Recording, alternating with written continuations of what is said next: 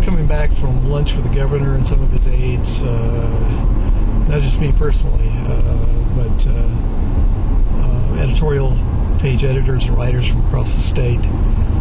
And it was interesting. I continue to believe that there are opportunities for some good things to get done this year.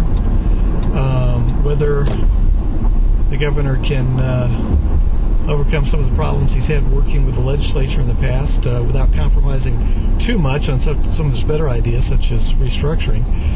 I don't know. It's a question that remains to be answered. But here's some clips from our lunch today. But I'd say the big thing that we got out of the election was, one, direct feedback in terms of where people are coming from, and two, direct feedback that sort of validated the larger push of what we've been. At times you can feel so lonely in this process. You think, am I completely going crazy here? And one of two conclusions: either yes, we are still crazy, but there's just a whole lot of other people crazy in South Carolina too, or we're not crazy. And in fact, the vote validated that. And so we were encouraged with the election. But you know, as I said before, I think it's probably my last election in life, and so it meant a lot. You said you thought early on there was a possibility you could lose.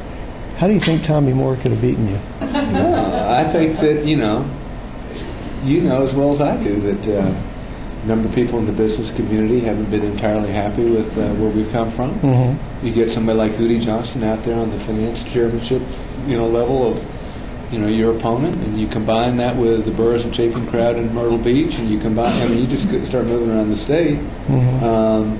You've got the beloved former commissioner of the infrastructure bank up in Greenville. Not exactly a big fan.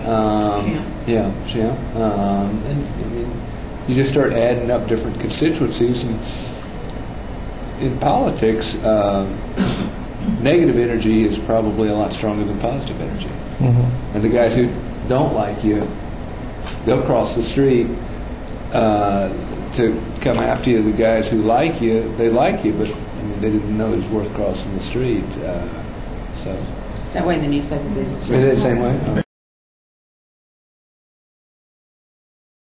This ice age, and we're in a warming trend, but if you look at the spike on those graphs, and it really does jump up with the industrial age and the industrial revolution,